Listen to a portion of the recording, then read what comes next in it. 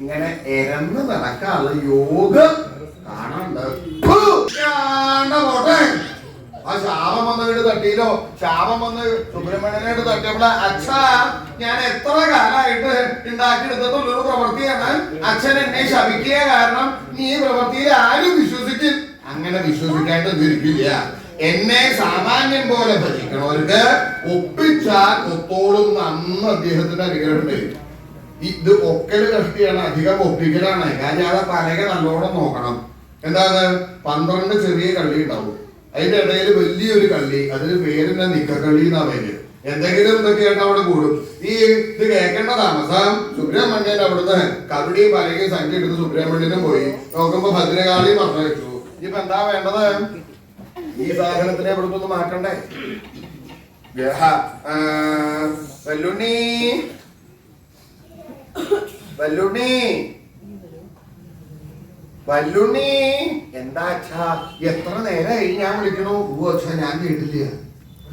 എന്റെ മടിയിൽ ഇരുന്നിട്ട് ഞാൻ വിളിക്കണത് കേട്ടില്ലാണോ? അച്ഛാ അത് ബാക്കിയുള്ളവരെ പോലെ എന്തിനോ ഞാൻ എന്റെ ചെവി അങ്ങോട്ടും ഇങ്ങോട്ടും ഇങ്ങനെ ആടിക്കൊണ്ടിരിക്കില്ലേ? അതെ. അപ്പൊ ഇങ്ങോട്ട് വരുമ്പോ ഈ ചെവി മുഴുവൻ ഇങ്ങോട്ട് അടയും. മക്കളാവും അച്ഛൻ വിളിച്ചിട്ടുണ്ടാവും, അതുകൊണ്ടാണ് ഞാൻ കേൾക്കാത്തത്. വല്ലുണ്ണി കൊറേ നേരമായില്ലേ അച്ഛന്റെ മടിയിൽ ഇരിക്കണു? ഓ അച്ഛാ കുറച്ച് നേരമായി. എന്നൊരു കാര്യമുണ്ട്, അച്ഛനെ കാല് കുറേശ്ശെ വേദനയ്ക്കുണ്ട്. ഇവിടുന്ന് ഇങ്ങനെ എണീറ്റ് ഇങ്ങേപ്പുറത്തേക്ക് ഇരിക്കുവോ? അച്ഛാ അത് വേണ്ട അച്ഛാ, വേണ്ടാന്ന് പറഞ്ഞാൽ അച്ഛന് കാല് വേദനിക്കണ്ടേ? അച്ഛാ ഞാൻ അങ്ങനെ ഇവിടുന്ന് എണീറ്റാ എനിക്ക് വലിയൊരു നഷ്ടമുണ്ട്. എന്താ വല്ലുണ്ണിക്ക് ഇത്ര വലിയ നഷ്ടം? വേറെ ഒന്നുമല്ല, അമ്മ മാനസരത്തിലേക്ക് കുളിക്കാൻ പോകുമ്പോൾ എന്നോട് പ്രത്യേകം പറഞ്ഞിട്ടുണ്ട്, അച്ഛന്റെ മടിയിൽ ഇളകാണ്ടിരുന്നാൽ തിരിച്ചു വരണത് വരെ അങ്ങനെ ഇരുന്നാൽ 1000 അടി അതുകൊണ്ടുള്ള അപ്പം ഉണ്ടാക്കി തരാന്ന് പറഞ്ഞിട്ടുണ്ട്. അച്ഛാ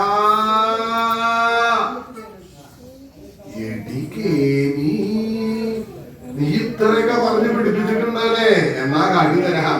വല്ലുണ്ണി അമ്മ 1000 നാഴി അരിയോടുള്ള അപ്പല്ലേ ഉണ്ടാക്കി തരാൻ പറഞ്ഞിട്ടുള്ളൂ. അച്ഛാടെ അത്രേ ഉള്ളൂ. അച്ഛൻ വെള്ളുണ്ണി ഇവിടുന്ന് ഇങ്ങോട്ട് മാറിയിരുന്നാൽ 2000 നാഴി അരിയോടുള്ള അട ഉണ്ടാക്കി തരാം. വേണ്ട അച്ഛാ. അതെന്താ വെല്ലുണ്ണി 1000-നേക്കാൾ വലുതല്ലേ 2000? അതല്ല അച്ഛാ, അമ്മയുടെ അപ്പം ഉണ്ടായിട്ടല്ലേ അച്ഛാ അച്ഛന്റെ അട ഉണ്ടായിട്ടുള്ളൂ. എനിക്ക് അമ്മയുടെ അപ്പം മതി, അച്ഛന്റെ അട വേണ്ട. വല്ലുണ്ണിയോട് ഇങ്ങനെ മാറാനാ പറഞ്ഞത്. ഞാൻ മാറില്ല, എനിക്ക് കാല് വേദനിക്കണോന്ന്. മക്കളായി കഴിഞ്ഞാൽ കുറച്ചൊക്കെ അച്ഛന്റെ അമ്മയുടെയും മടിയിലൊക്കെ ഇരിക്കണ്ട എന്ന് ഞാൻ പറഞ്ഞില്ലല്ലോ. ഇങ്ങോട്ട് മാറാനാ പറഞ്ഞത്. ഞാൻ മാറില്ല, എനിക്ക് കാല് വേദനിക്കണോന്ന്. അതെ അതെ, ഞങ്ങൾ ആരെങ്കിലും വന്നിരിക്കുമ്പോ മാത്രമേ അച്ഛന് കാല് വേദനിക്കുള്ളൂ. അമ്മ വന്നിരുന്ന് എണീറ്റ് പോകുമ്പോ അച്ഛൻ എന്താ പറയാറ്? പാർവതി കുറച്ചും കൂടി കഴിയട്ടെ എന്നല്ലേ പറയാറ്? ഇതാണ് പറഞ്ഞത്. കിടാങ്ങളുടെ മുമ്പിൽ വെച്ച് ഏട്ടത്തരം കാണിക്കരുത്. ഒരു കാലത്ത് അവര് ചോദിക്കും, ഇങ്ങോട്ട് മാറാനാ പറഞ്ഞത്. ഞാൻ മാറില്ല. ഭഗവാന് ദേഷ്യം സഹിക്കാതെ പുറമേട്ട് ഒരു ചൊന്നങ്ങോട്ട് ഉന്തിന്നവിടുന്ന് ഉരുട്ടു ചടപടധിയും കാല് കീഴ്പെട്ട് കൊമ്പ് കീഴ്പെട്ട് കീഴ്ക്കൊമ്പനായിട്ടാ പറഞ്ഞയക്കേണ്ടതിനെ മുഴുവൻ പറഞ്ഞയച്ചു. ആ ജടാഭാരം അഴിച്ച് അവിടുന്ന് ഗംഗയെ മടിയിലിരുത്തേനെ സല്ലപിക്കാൻ തുടങ്ങി. അപ്പൊ പോണ വഴിക്ക് ഈ ശ്രീപാർവതി ദേവി ഭൃംഗീരടിയോട് പറഞ്ഞിട്ടുണ്ട് അകത്തൊന്ന് മനസ്സിരിക്കണം എന്നുള്ളത്. ഭൃംഗീരടിക്ക് അക്ഷരം പുറപ്പെടില്ലെങ്കിലും ഇങ്ങനത്തെ കാര്യമൊക്കെ വേഗം മനസ്സിലാവും. ആ ഗംഗയെ മടിയിലിട്ട് സല്ലപിക്കുമ്പോൾ ഭൃംഗീരടി അവിടെ വന്നു ആദ്യം മടക്കി. എന്താ ഭൃംഗീരടി? ചിലവര് തൃപ്പാദം കണ്ടുപിടിക്കാൻ വന്നിട്ടുണ്ട്. ആരാത്? 2 കട്ടുറുമ്പ്. കട്ടുറുമ്പൊക്കെ ഇപ്പൊ തൃപ്പാദം കാണാൻ വരും. ഒരു കാര്യമുണ്ട്, ഇനി ആകാശകാരികളായിട്ടുള്ള ആരെങ്കിലും വന്നാൽ മാത്രം ഇവിടെ പറഞ്ഞയച്ചാൽ മതി. ഭഗവാൻ നിരീക്ഷ ദേവന്മാരാരെങ്കിലും എന്നാണ്. സാറ നേരം കഴിഞ്ഞു, കുറച്ചു നേരം കഴിഞ്ഞു ഗംഗയെ മടിയിലിരുത്തി സല്ലപിക്കാൻ തുടങ്ങി. ആദ്യ ഭൃംഗീരടി വന്നു.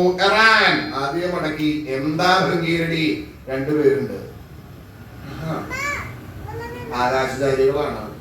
അശ്വതി ദേവകൾ അല്ല, പിന്നെ 2 ഈച്ച. അത് ആകാശചാരികളല്ലേ? ഈച്ച നിലത്ത് കൂടെ അല്ലല്ലോ ഇങ്ങനെ പറഞ്ഞ ആകാശചാരികളല്ലേ അവര്. ഭഗവാന് ദേഷ്യം സഹിക്കു വയ്യാതെ കണ്ടായി. ഒരു കാര്യം ഉണ്ടാവും ഭൃംഗീരടി, ഇനി ആരെങ്കിലും അവിടെ വന്നിട്ടുണ്ടെങ്കിൽ ഒരു ആദ്യം ഭൃംഗീരടി നീ അവിടുത്തെ ശബ്ദം ഉണ്ടാക്കുക, അതിന്റെ ശേഷം ഇങ്ങോട്ട് പോന്നാ മതി. അവിടെ പോകുന്നത് ഭൃംഗീരടിയെ പറഞ്ഞയച്ചു. ആ ജടാഭാരം അഴിച്ച് ഗംഗയെ വടിയിലിരുത്തിയാണ് സല്ലപിക്കണേന്ന് സാര നേരം കഴിഞ്ഞപ്പോൾ ആ ഭൃംഗീരടി അവിടുന്ന് ഗോകുലത്തിൽ ശബ്ദം ഉണ്ടാക്കി. അത് ഭഗവാൻ കേട്ടു, മടക്കി. ഭൃംഗീരടി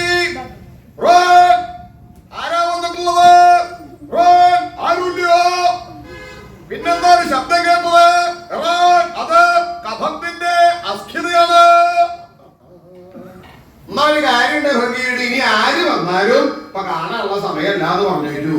ഓ ഇനിയിപ്പൊ അങ്ങോട്ട് പോകുന്നുണ്ടല്ലോ. അങ്ങനെ ഗംഗാ ഭഗവതിയെ മടിയിലിരുത്തി അങ്ങനെ സങ്കടിക്കണു. ആ കാലത്താണ് ശ്രീനാരദ മഹർഷി ഭഗവാനെ കാണാൻ വന്നത്. അദ്ദേഹം ലോകസഞ്ചാരത്തിന് ഇറങ്ങിയിരിക്കുക. ഭഗവാനെ കാണാൻ വന്നപ്പോ എന്താ ഭംഗിയുടെ ഇപ്പൊ തൃപ്പാദം കണ്ടു വന്ദിക്കാൻ പറ്റിയ സമയല്ലേ? ഓഹോ, തൃപ്പാദം തന്നെ ഒക്കെ കണ്ടു വന്ദിക്കാന്ന് വേണം പറയാൻ. അത്രയും കേട്ടപ്പോ ഭംഗിയുടെ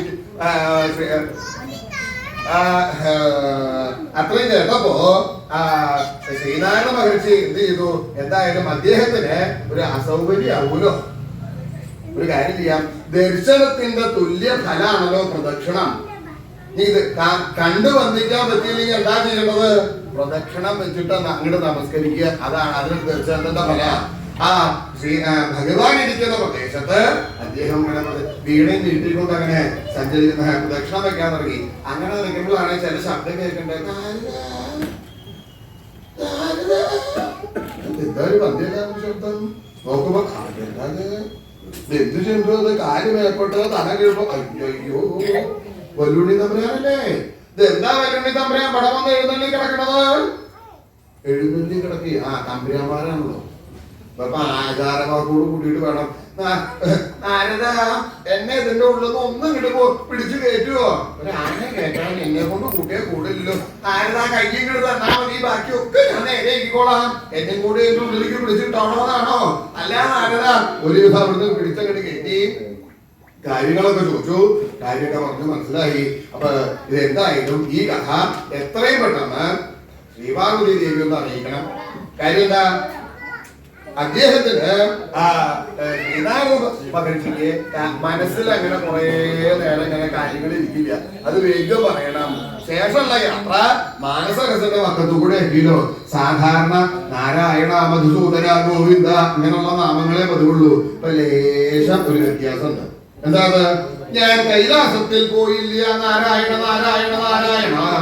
ഭൃഗിയുടെ തൃപ്പാദം കണ്ട് വന്ദിക്കാൻ സമയമല്ല എന്ന് പറയലുണ്ടായില്ല, നാരായണ നാരായണ നാരായണ. വല്ലുണ്ണി തമ്പുരാൻ തലകീഴായി കിടക്കണത് കണ്ടതുമില്ല, നാരായണ നാരായണ നാരായണ. തലേലമ്മ മടിയിൽ ഇറങ്ങിയതുമില്ല, നാരായണ നാരായണ നാരായണ. ഞാനൊന്നും കണ്ടതുമില്ല, ഞാനൊന്നും കേട്ടതുമില്ല. ഹരിനാരായണ ഗോവിന്ദ, ജയ നാരായണ ഗോവിന്ദ. ഇതിങ്ങനെ ചൊല്ലിയിട്ടാ മാനസരസിന്റെ പക്കത്തു കൂടെ നടക്കണത്. പാർവതീദേവി മുങ്ങിയിട്ട് നിവരുമ്പോ ഇതാ കേൾക്കണത്. എന്താ അദ്ദേഹം പറയണത്? ഞാൻ കൈലാസത്തിൽ പോയില്ല. അങ്ങനെ ആരെങ്കിലും പറയോ? ഞാൻ ഇന്ന ദിക്കിലേക്ക് പോയിട്ടില്ല കേട്ടോ എന്ന് പറഞ്ഞാ ഉറപ്പിക്കാൻ ആ വിദ്വാൻ അവിടുന്നാ പറഞ്ഞത്. പിന്നെന്താ പറയണത്? ഭൃംഗീരടി തൃപ്പാദം കണ്ട് വന്ദിക്കാൻ സമയമല്ല എന്ന് പറയലും ഉണ്ടായില്ല. ആഹാ, അപ്പൊ അവനങ്ങനെ പറഞ്ഞു. പിന്നെന്താ കേൾക്കണത്? വല്ലുണ്ണി തമ്പുരാൻ തലകീഴായി കിടക്കണത് കണ്ടതുമില്ല. വല്ലുണ്ണി എവിടുന്ന് പിടിച്ചു കിട്ടുവോ? ഇതെന്താണ്? അപ്പളാ കേൾക്കണത്? തലേലമ്മ മടിയിലിറങ്ങിയതുമില്ല, ഗിട്ടി കൊള്ളരുതാത്തോളെ. ഇത് ഉണ്ടാവരുത് നിരീക്ഷിട്ടാ ഞാൻ അത്രയും സജ്ജീകരണങ്ങൾ അവിടെ ചെയ്തത്. ദേവിക്ക് കോപം സഹിക്കുകയ്യാതെ കണ്ട് മുങ്ങിങ്ങോട്ട് നിവർന്നിട്ടുള്ള ആ തല ഒന്ന് തൊടിയിച്ചങ്ങോട്ട് കെട്ടി ഉടുത്ത മുണ്ടിന്റെ അറ്റം കൂട്ടി പിഴിഞ്ഞു. ഈറം മാറാനൊന്നും നിന്നില്ല. നേരെ കൈലാസത്തേക്ക് ഇങ്ങോട്ട് ചെന്നു. ആ ദേവിയുടെ എഴുന്നള്ളത്തങ്ങോട്ട് കണ്ടപ്പോ ഭൃംഗീരടി വഴി ഇങ്ങോട്ട് മാറി കൊടുത്തു. നേരെ ഇങ്ങോട്ട് ചെല്ലുമ്പോഴോ ശ്രീപരമേശ്വരനും ഗംഗാഭഗവതിയും സല്ലപിച്ചുകൊണ്ടിരിക്കണതാ കാണണത്. ആഹാ, ഇതിനാണ് എന്നെ കുളിക്കാൻ പറഞ്ഞത് അല്ലേ? എന്നൊരു കാര്യമുണ്ട്. ഇനി രണ്ടാളും കൂടി ഇനിയുള്ള കാലം സുഖമായിട്ട് ഇവിടെ കൂടിക്കോളൂ, ഞാൻ എന്റെ അച്ഛന്റെ അടുത്തേക്ക് പോവുകയാണ് എന്ന് പറഞ്ഞ് ഭഗവാനോട് ഏട്ടഞ്ഞ് അവിടുന്ന് ഇങ്ങോട്ട് പോരാൻ തുടങ്ങി. ഇതിനാണ് പ്രണയ കലഹം എന്ന് പറയുന്നത്. ആ ദേവി ഇങ്ങോട്ട് പോരാൻ ഇറങ്ങിയപ്പോഴാണ് രാവണൻ ഈ കൈലാസപർവ്വതം മേപ്പെട്ട് എത്തി പിടിക്കുന്നത്. നോക്കുമ്പോ പർവ്വതങ്ങളുടെ ഇളകിയപ്പോ ആ ദേവി ഒന്ന് ഇളകിയപ്പോൾ ആ തലമുടി മുറുക്കി കെട്ടിയിട്ടല്ലോ. ആ തലമുടി ഇങ്ങനെ അഴിയാൻ തുടങ്ങിയപ്പോ ദേവി ഇത് ചുറ്റി ഇങ്ങോട്ട് പിടിച്ചു. കാര്യം എന്താ? യാത്രാമധ്യത്തില് സ്ത്രീകളുടെ തലമുടി അഴിയണത് അമംഗളമല്ല, ദോഷമായിട്ടുള്ള കാര്യമാണ്. ഇന്നിപ്പോ ആരാ നോക്കണതല്ലേ? അഴിഞ്ഞാലല്ലേ വൈഷമ്യുള്ളൂ. ചിലതിനെ കണ്ടിട്ടില്ലേ, ആദ്യം തന്നെ അഴിച്ചിട്ടിട്ട് അങ്ങോട്ട് നടക്കും. പിന്നത്തെ ഉടനെ അഴിയണത് അങ്ങനെയല്ല. കെട്ടിവെച്ച തലമുടി അത് അഴിഞ്ഞാൽ അമംഗളാണ്, അത് അഴിയരുത്. പിന്നെ പർവ്വതം ഇളകിക്കൊണ്ടിരിക്കുക, സ്തനാവരണം. അയ്യോ, പിന്നെയും എഴുതുമ്പോൾ ഉടുത്ത മുണ്ടിന്റെ കണക്കുത്ത് വരെ ഇതെന്തായാലും അദ്ദേഹത്തിനോട് ഇടഞ്ഞു പോണേന്റെയാണ്, എനിക്ക് അദ്ദേഹം മാത്രമേ ആശ്രയമുള്ളൂ എന്ന് പറഞ്ഞ് ഭഗവാന്റെ സമീപത്ത് വന്ന് അദ്ദേഹത്തിനെ ആലിംഗനം ചെയ്തോണ്ടിരുന്നു. ഭഗവാൻ പറഞ്ഞു, പാർവതി പേടിക്കണ്ട, പേടിക്കണ്ട. ശ്രീപരമേശ്വരന്റെ കാലിന്റെ പെരുവരൽ കൊണ്ട് ഒന്ന് പർവ്വതങ്ങൾ അമർത്തി ലോകനായകനായിരിക്കുന്ന ഭഗവാൻ ശ്രീപരമേശ്വരൻ അദ്ദേഹം ഒന്നങ്ങടെ അമർത്തിയപ്പോഴോ പർവ്വതം കീഴ്പ്പെട്ട് വരണതും അദ്ദേഹം അമർത്തിയതും ഒരേ നേരത്താണ്. രാവണൻ ആ 20 കൈകളും നിർത്തി പർവ്വതം പിടിക്കാൻ നിൽക്കുമ്പോഴാണ് ഭഗവാൻ കാലുകൊണ്ട് അമർത്തുക. കാരണം രാവണൻ ഇത് പിടിക്കാൻ സാധിച്ചില്ല. ആ കൈകളുടെ മേഖലകളിൽ ഒന്ന് വീണു. വലിച്ച് കിട്ടാണ്ട വന്നപ്പോ 3 ഗർജനമായി. ആ 3 ഗർജനം കൊണ്ട് സ്വർഗം, ഭൂമി, പാതാളം രാവണന്റെ ശബ്ദം കൊണ്ട് അങ്ങനെ ഇളകി വശായി. അത് ഭഗവാൻ കേട്ടൂലോ. കേമാ, ഇത് എന്റെ പ്രവൃത്തിയായിരുന്നു അല്ലേ? നന്നായി, ഭഗവാന് സന്തോഷായി. മാത്രല്ല എന്താണ്, അദ്ദേഹം ക്ഷിപ്രകോപിയാണ്, ക്ഷിപ്രപ്രസാദിയാണ്. രാവണൻ ഇങ്ങനെ ചെയ്തില്ലായിരുന്നു എങ്കിൽ പാർവതി ഇവിടുത്തെ ഇറങ്ങി പോകും ഇല്ലേ? അപ്പൊ ആളുകൾ എന്താ പറയാ, കേട്ടില്ലേ? കൈലാസത്തുനിന്ന് പാർവതി പോയിത്രേ. എന്താ കാരണം? ശിവന്റെ ദുർനടപ്പ് കാരണം പോയതാ. കഷ്ടം. ആളുകളത് പറയാതെ ആക്കിയതാരാ? ഈ രാവണൻ എങ്ങനെ ചെയ്യാ? കാരണം രാവണന്റെ മുമ്പിൽ പ്രത്യക്ഷമായി അല്ലേ ദശമുഖൻ അനുഗ്രഹിക്കുകയുണ്ടായത്. രാവണൻ എന്നുള്ള പേര് അന്നാണ് കൊടുക്കുന്നത്. എന്താത്? ശബ്ദം കൊണ്ട് ത്രൈലോക്യം മുഴുവൻ നിറച്ച് വശാക്കിയത് ആരാണോ അവനാണ് രാവണൻ. അതുവരെ രാവണന്റെ പേരെന്തായിരുന്നു? ദശമുഖൻ, ദശാസ്യൻ, ദശാനനൻ, ദശകന്ധരൻ, ദശഗ്രീവൻ, ഇങ്ങനെയുള്ള പേരായിരുന്നു. രാവണൻ കൊടുത്തതോട് കൂടിയിട്ടാണ്, ഭഗവാൻ കൊടുത്തതോട് കൂടിയിട്ടാണ് രാവണൻ എന്നുള്ള പേര് പ്രസിദ്ധമായിട്ട് ഭവിക്കുന്നത്. മാത്രമല്ല ചന്ദ്രഹാസം എന്ന പേരായിരിക്കുന്ന ആയുധം കൊടുത്തു. ഭഗവാൻ അവിടുന്ന് മറയും ചെയ്തു. രാവണൻ അത് സ്വീകരിച്ച് പോവാൻ തുടങ്ങുമ്പോഴാണ് ദേവി അത് കണ്ടു. ഞാനും കൂടി ഒന്ന് അനുഗ്രഹിക്കാം എന്ന് വിചാരിച്ച് രാവണനെ വിളിച്ചു. രാവണ, രാവണ. നോക്കുമ്പോൾ ഒരു സ്ത്രീ ശബ്ദം. എവിടുന്നത്? എന്താ ദേവി, എന്തിനാ വിളിക്കണത്? രാവണ, ഞാൻ നിനക്കൊരു വരം തരാൻ ചിന്തിച്ചതാ. ഞാൻ സ്ത്രീകളുടെ കയ്യിൽ നിന്നും വരം പേടിക്കില്ല. അവിടുന്ന് ആക്ഷേപിക്കല്ലേ ചെയ്തത്? ലോകമാതാവായിരിക്കുന്ന ശ്രീപാർവതി ആ ദേവിയുടെ കയ്യിൽ നിന്ന് വരം മേടിക്കില്ല ആക്ഷേപിച്ചു. ആക്ഷേപിച്ചപ്പോ ദേവിക്ക് കോപം സഹിക്കുകയാതെയുണ്ടായി. രാവണ, നീയെ എന്നെയും എന്റെ വംശത്തെയും നിന്ദിക്കുക കാരണം ഒരു സ്ത്രീ നിമിത്തം എന്റെ വംശനാശം ഭവിക്കട്ടെ. രാവണനോ അങ്ങനെ ഒരു കാലത്ത് നശിക്കുകയാണെങ്കിൽ നശിച്ചോട്ടെ, എന്നാലും ഞാൻ കാല് പിടിക്കാൻ വരില്ല എന്നാ ഒരു കൂസലും ഇല്ലാതെ നടന്നു പോടും. അപ്പൊ ദേവിക്ക് തോന്നി ഒന്നും കൂടി ശപിക്കാം. ഒരാളെ ഒരു തവണ ശപിച്ചിട്ട് കാര്യമില്ലെങ്കിൽ പിന്നാലെ നടന്ന് ശപിച്ചിട്ട് വല്ല കാര്യമുണ്ടോ? അപ്പോളാ നന്ദി ആ രാവണനെ പോയി ശപിച്ചിട്ട് വരൂ. ദേവി ഇങ്ങോട്ട് പോവുകയും ചെയ്തു. ഇങ്ങനെ ദേവി പറഞ്ഞോലോ, ദേവി പറഞ്ഞാൽ ശപിക്കാണ്ടിരിക്കാൻ പറ്റില്ല. അപ്പൊ നന്ദികേശ്വരൻ കണക്കാക്കി എന്താ വേണ്ടത്? ആലോചിച്ചപ്പോഴാണ് ഇങ്ങനെ ചെയ്യാം. ഒരു വാനരത്തിന്റെ രൂപം സ്വീകരിച്ച് രാവണൻ പോകുന്ന വഴിക്ക് വലിയ വൃക്ഷങ്ങളുണ്ട്. ആ ഒരു വൃക്ഷത്തിന്റെ കൊമ്പിന്റെ മുകളിൽ കയറി ഉറക്കം വിളിച്ചു. നോക്കുമ്പോൾ ഒരു മൊത്തം കറങ്ങൻ അവിടെ എന്റെ പേര് വിളിക്കുക. എന്റെ പേരിട്ടത് അവനാ തോന്നില്ലേ? എടാ വാനര, എന്തിനാ നീ എന്റെ പേര് വിളിക്കണത്? ഞാൻ നിനക്കൊരു വരം തരാൻ തിരിച്ചു വിളിച്ചതാണ്. ഒരു പരകന്റെ കയ്യിൽ നിന്ന് ഞാൻ വരം മേടിക്കേ. ദേവി ചോദിച്ചിട്ട് മേടിച്ചിട്ടില്ല. കാരണം അവിടുന്ന് ആക്ഷേപിച്ചു. ആക്ഷേപിച്ചപ്പോ നന്ദികേശ്വരനെ ശപിക്കാൻ കാരണമായല്ലോ. രാവണ, നീയെ വാനരമൂർത്തിയായിരിക്കുന്ന എന്റെ ഈ രൂപം കണ്ട് എന്നെ പരിഹസിക്കുക കാരണം ഒരു വാനര നിമിത്തം എന്റെ വംശത്തിന്റെ സർവനാശം ഭവിക്കട്ടെ, ആ ഐശ്വര്യം സർവ്വതും നശിക്കട്ടെ. ഇങ്ങനെ ഞാൻ ആ കൈലാസ പർവ്വതം മേപ്പെട്ട് എറിഞ്ഞു പിടിച്ച അവസരത്തില് നന്ദികേശ്വരൻ വാനര രൂപം സ്വീകരിച്ച് എന്നെ ശപിക്കലുണ്ടായിട്ടുണ്ട്. കൈലാസോദ്ധാരണമൊക്കെ കഴിഞ്ഞിട്ട് കാലം അനവധി. എന്റെ ഐശ്വര്യം ദിനം പ്രതി ക്രമേണ ക്രമേണ ക്രമേണ ക്രമേണ വർദ്ധിക്കുക എന്നുള്ളതല്ലാതെ കണ്ട് യാതൊരു കോട്ടവും തട്ടിയിട്ടില്ല. അപ്പൊ നന്ദികേശ്വരൻ തോന്നിയിട്ടുണ്ടാവും ഞാൻ ശപിച്ചത് ധരിക്കാണ്ടിരിക്കുവോ? ഒരു കാര്യം ചെയ്യുക, ഞാൻ തന്നെ ഒരു വാനരത്തിന്റെ രൂപം സ്വീകരിച്ച് ലങ്കയിൽ ചെന്ന് രാവണന്റെ സർവ്വ ഐശ്വര്യം നശിപ്പിക്കാം എന്ന് വിചാരിച്ച് നന്ദീശ്വര സ്വയം ഉപാഗത ഇതി അമംസ്താ. നന്ദികേശ്വരൻ തന്നെ തന്റെ ഐശ്വര്യം നശിപ്പിക്കാൻ വേണ്ടി ഒരു വാനരത്തിന്റെ രൂപം സ്വീകരിച്ച് ലങ്കയിലേക്ക് വന്നതാവൂ എന്നിങ്ങനെ വിചാരിച്ചു.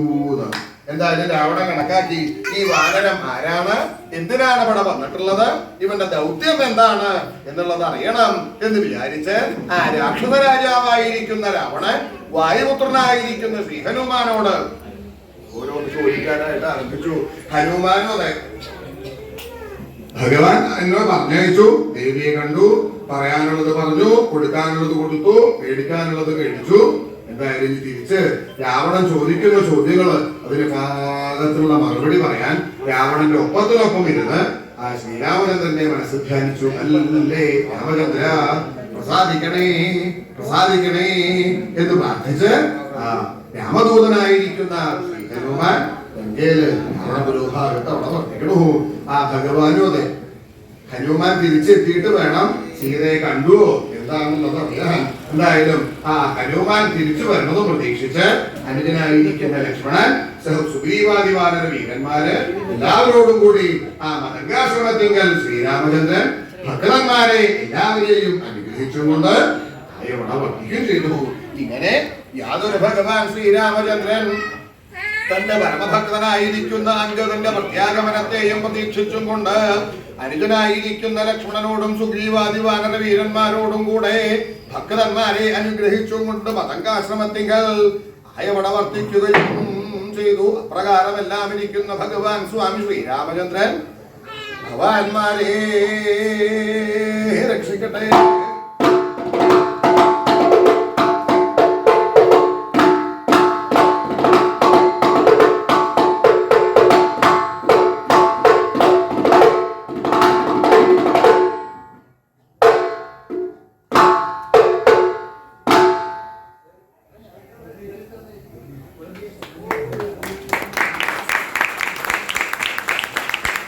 ഈ മകരവിളക്കിൻ്റെ അന്ന്